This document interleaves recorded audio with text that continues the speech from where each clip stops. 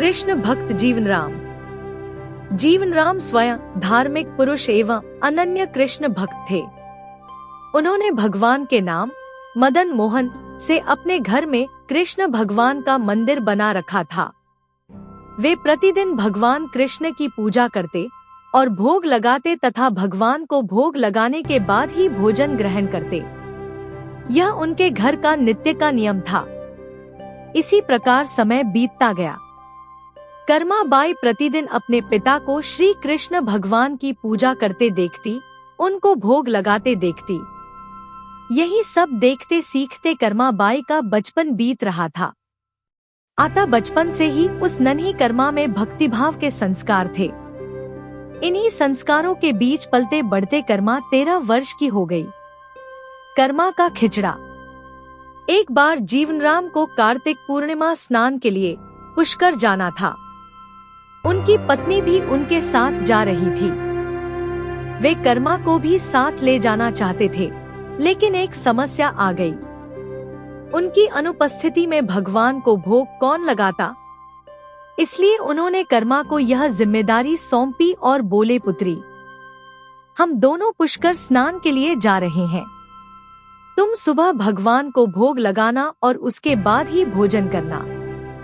कर्मा ने यह जिम्मेदारी सहर्ष स्वीकार कर ली। माँ पिता के तीर्थ यात्रा के लिए जाने पर कर्मा ने सुबह स्नान आदि कर बाजरे का खिचड़ा बनाया और पूजा के लिए अपने घर में बने भगवान के मंदिर के समीप आ गई। भोग की थाल भगवान के सामने रखकर हाथ जोड़कर बोली, हे प्रभु, भूख लगे तो भोग लगा हुआ है, आप भोग ग्रहण कर लेना, तब तक मैं घर के और काम कर लेती हूँ। भगवान द्वारा भोग ग्रहण नहीं करना। इसके बाद वह काम में जुट गई। बीच बीच में वह थाली देखने आती, लेकिन भगवान ने खिचड़ा नहीं खाया था। बहुत देर होने के बाद भी जब भगवान जी ने भोग ग्रहण नहीं किया तो उसे चिंता हुई कि क्या पता भगवान जी को खिचड़े में स्वाद न आ रहा हो, इसलिए ग्रहण नहीं कर रहे। इसमें घी की या गुड़ की कमी रह गई क्या? फिर जाकर उसने और गुड़ व घी मिलाया और वहीं बैठ गई। लेकिन भगवान ने फिर भी भोग ग्रहण नहीं किया। तब मायूस होकर उसने कहा, हे प्रभु, आप भोग ग्रहण कर लीजिए। माँ बापू पुष्कर नहाने गए हैं। आपको भोग लगाने अभी कुछ दिन वो लोग नहीं आएंगे। आपको भोग लगाने की जिम्मेदारी मुझे दी गई है, इसलिए आपके भोग लगाने के बाद ही मैं खाना खाऊंगी। परंतु भगवान जी ने फिर भी भोग ग्रहण करना शुरू नहीं किया। कर्मा की भगवान से शिकायत। फिर कर्मा उनसे शिकायत करते हुए बोली, माँ पिताजी, जब भोग लगाते हैं तब तो आप भोग ग्रहण कर लेते हैं, फिर आज क्यों भूखे बैठे हैं? इतनी देर हो गई है, खुद भी भूखे बैठे हैं और मुझे भी भूखा रखा है। यह सब बोलकर वह भगवान के भोग ग्रहण करने की प्रतीक्षा करने लगी। परंतु यह क्या, अब तो सुबह से दोपहर समाप्त हो शाम हो चली थी। भूखी कर्मा अब रुआसा होगी और दुखी हो रोते हुए बोली, हे भगवान जी, आप ग्रहण कर लीजिए भोग, अन्यथा मैं भी भूखी ही रह जाऊंगी। अंततः कान्हा के काठ की मूर्ति से आवाज आई। कान्हा बोले, कर्मा, तुमने पट बंद किया ही नहीं तो मैं भोग ग्रहण कैसे करूं? यह सुनकर कर्मा ने पट खींचकर ओट कर दी। भगवान ने भोग ग्रहण किया। भगवान श्री कृष्ण ने खिचड़े का भोग ग्रहण किया और थाली पूरी खाली हो गई। कर्मा ने पलटकर देखा तो भोग की थाली में भोग नहीं बचा था। तब कर्मा बोली, भगवान जी, इतनी सी बात थी तो पहले बता देते, खुद भी भूखे रहे और मुझे भी भूखी रखा। इसके बाद कर्मा ने खिचड़ा खाया। अब तो प्रतिदिन कर्मा खिचड़ा बनाती है और भगवान जी भोग ग्रहण करने आते। इसी बीच उसे लगने लगा कि उसे सबसे पहले भगवान को भोग लगा देना चाहिए। क्या पता उन्हें जल्दी भूख लग जाती हो। साफ सफाई। नहाने धोने के कारण भगवान के भोग में देर हो जाती हो। फिर वह सबसे पहले उठकर भोग बनाती और प्रभु को भोग लगा लेती। फिर अपने दिन भर के काम करती। कर्मा बाई के माता पिता का तीर्थ से लौटना। कुछ दिनों बाद उसके माता पिता तीर्थ से लौट आए। आते ही पिता ने अपनी लाडली पुत्री से पूछा, पुत्री, तुमने किसी भी दिन भगवान को भूखा तो नहीं रखा? कर्मा बोली, नहीं पिताश्री, मैंने भगवान जी को प्रतिदिन भोग लगाया। फिर जब माँ रसोई घर में गई तो देखा जाते समय तो गुड़ का मटका पूरा भरा था, अब खाली कैसे हो गया? उन्होंने कर्मा को बुलाया और पूछा, पुत्री, गुड़ कहाँ है? कर्मा ने बताया कि रोज भगवान कृष्ण उसके पास आते और खीचड़े का भोग ग्रहण करते। कहीं मिठास कम न हो जाए, इसलिए खीचड़े में गुड़ कुछ ज्यादा डाल दिया। उसने पहले दिन हुई परेशानी के बारे में भी बता दिया। चकित माता पिता और कर्मा का जवाब। कर्मा ने कहा, भगवान जी ने बहुत देर तक ग्रहण ही नहीं किया था भोग, फिर पट बंद करने पर किया। यह सुनकर माता पिता चकित रह गए। वे जिन ईश्वर के आशीर्वाद हेतु इतनी दूर तीर्थ यात्रा पर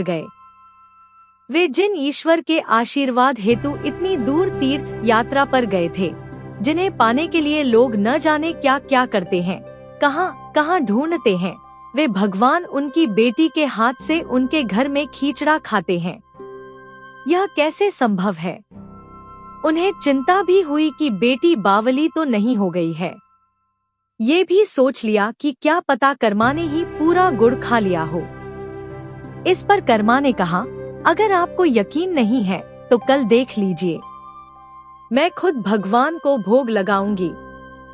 इस आश्चर्य से वे रात भर सो नहीं पाए। कर्मा बाई का खिचड़ा और भगवान। दूसरे दिन कर्मा ने खिचड़ा बनाया और मंदिर में भोग की थाली रखकर पट बंद कर दिया और बोला, हे भगवान जी, ये लोग नहीं मान रहे कि मैंने आपको ही गुड़ घी खिलाया है, अब आप भोग खाकर स्वयं सिद्ध कीजिए। भक्त की पुकार सुन भगवान को आना ही था और कान्हा खिचड़ा खाने आ गए। जब पट खुला तो जीवनराम और उनकी पत्नी आश्चर्यचकित थे कि भोग की थाली में भोग बचा ही नहीं है। फिर कर्मा का जीवन प्रतिदिन भोग लगाते ही निकला। देवी कर्मा जगन्नाथपुरी में। जब उनके माता पिता नहीं रहे, तब वे एक दिन अपने कान्हा की मूर्ति साथ लेकर तीर्थाटन के लिए निकल पड़ी।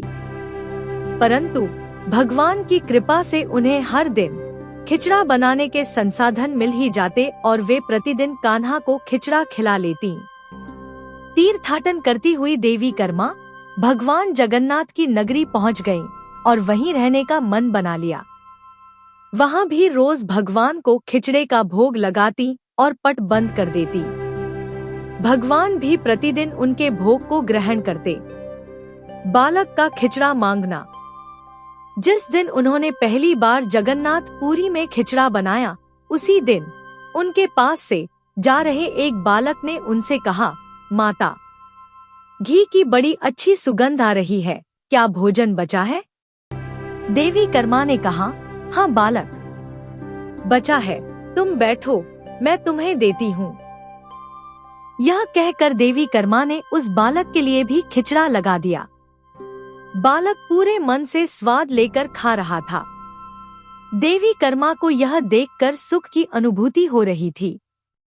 उस बालक ने खाते खाते पूछा, माता, क्या मैं कल आऊंगा तो भी मुझे खिचड़ा खिलाओगी?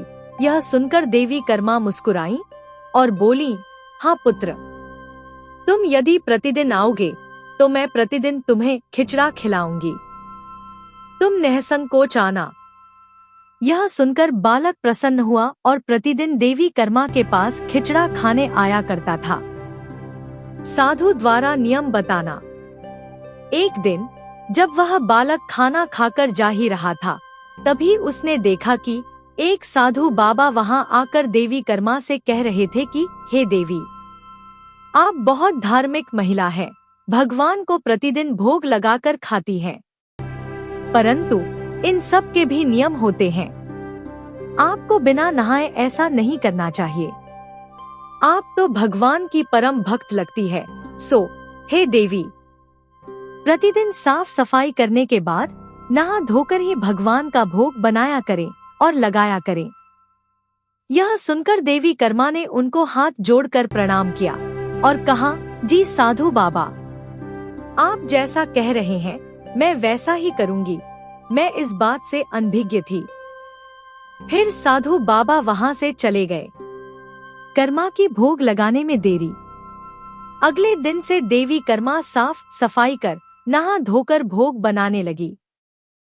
परंतु अब भोग लगाने में देरी हो जाती और जब तक भोग नहीं लगता उस बालक को भी भोजन नहीं मिलता। बालक आकर माता से कहता, माता, देर हो रही है, भूख लगी है, भोजन दो। माता कहती, थोड़ी देर रुक जा लल्ले, मैं दे रही हूँ। बालक जल्दी जल्दी खाकर भाग जाता। कुछ दिन ऐसे बीते, परंतु यह कौन जानता था कि वह बालक साक्षात भगवान जगन्नाथ हैं, जो प्रतिदिन बालक का रूप धर कर्मा बाई के हाथ से बना खिचड़ा खाने आते थे। इतने दिनों में जब जगन्नाथ मंदिर में भगवान का पट भोग के लिए खुलता तो भगवान के मुख पर की खिचड़े का जूठन लगा होता। पुजारी के स्वप्न में भगवान जगन्नाथ। एक दिन पुजारी ने मुस्कुराते हुए मन ही मन कहा, हे प्रभु, आपकी लीला भी अपरंपार है। जाने किस भाग्यवान भक्त के यहाँ आप जाकर प्रतिदिन खिचड़ा खाकर आते हैं। फिर पूजा अर्चना हुई, दिन बीत गया, रात्रि हुई। रात्रि को पुजारी के स्वप्न में भगवान जगन्नाथ आए और उन्होंने पुजारी से कहा, हे भक्त, तुमने सही पहचाना। मैं अपनी एक अनन्य भक्त कर्मा बाई के यहाँ प्रतिदिन उनके हाथ का बना खिचड़ा खाने जाता हूँ। वह मुझे बिल्कुल अपने पुत्र सा लाड करती हैं। उनकी भक्ति से मैं अति प्रसन्न हूँ। परंतु इसी मंदिर के एक साधु ने उन्हें कुछ आम जीवन की ज्ञानवर्धक बातें एवं उपासना का तरीका समझाया, जिससे मुझे भोग लगाने में अब उनसे देरी हो जाती है। इसी वजह से मेरे मुंह पर खिचड़ा लगा रह जाता है। प्रभु की लीला भी अपरंपार है, वह तो सर्वव्यापी है। एक ही समय अलग अलग स्थान पर हो सकते हैं, परंतु मुख पर खिचड़ा लगाने की लीला उन्होंने इसलिए रची ताकि पुजारी के मन में यह प्रश्न उठे। उस प्रश्न के निवारण में प्रभु पुजारी जी को यह बता सके कि आम जीवन में हम अपने ज्ञान को जब दूसरे को बताते हैं तो वह सदैव ज्ञान के लिए होना चाहिए, न कि भक्ति के भाव को बदलने के लिए। क्योंकि सांसारिक जीवन के लिए ज्ञान आवश्यक है, ज्ञान महत्वपूर्ण है, परंतु जहाँ भक्ति होती है वहाँ ज्ञान का कोई काम नहीं है। भक्ति में भक्त अपने प्रभु के प्रेम में डूबा रहता है। उपासना के कई तरीके हैं। जितने भक्त, जितने उपासक, उपासना के उतने तरीके। जब ईश्वर ने ही उपासना के तरीकों पर प्रश्न नहीं उठाया तो किसी को भी किसी और की भक्ति पर प्रश्न नहीं उठाना चाहिए। गलती का एहसास। साधु गलत नहीं थे, साधु अपने ज्ञान के हिसाब से ही कार्य कर रहे थे, वह सही थे।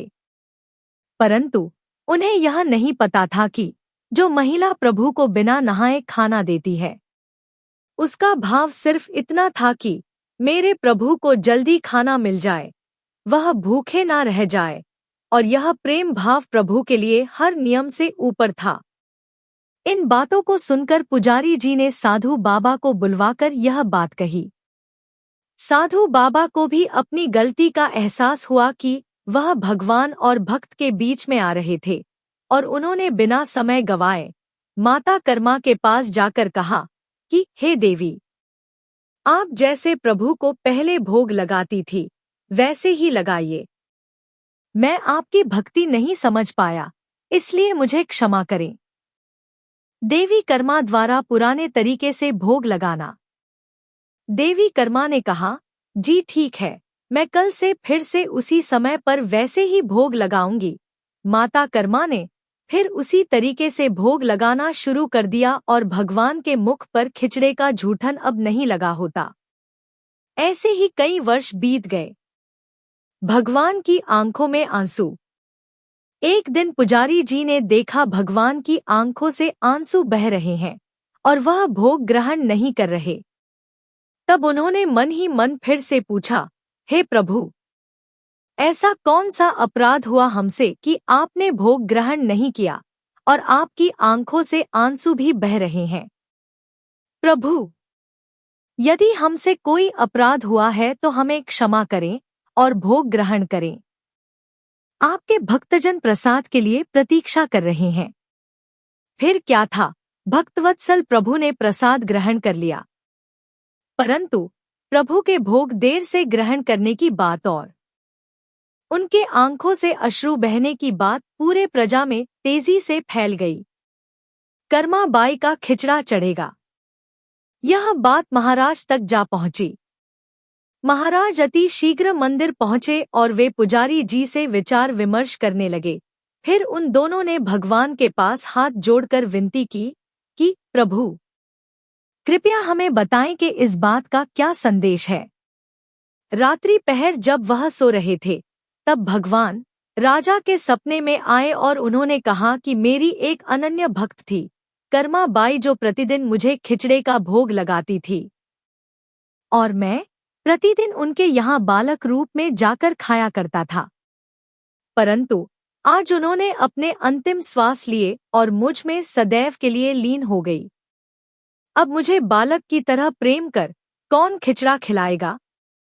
यह सुन महाराज ने सपने में ही भगवान से कहा कि प्रभु, आज से प्रतिदिन आपके भोग में कर्मा बाई का खिचड़ा भी चढ़ेगा। यही सपना उन्होंने अपने दरबार में सुनाया और उसी दिन से भगवान जगन्नाथ के भोग में कर्मा बाई का खिचड़ा भी चढ़ने लगा। यह थी भक्त कर्मा बाई की कथा और उनके खिचड़े से जुड़ी प्रभु की लीला।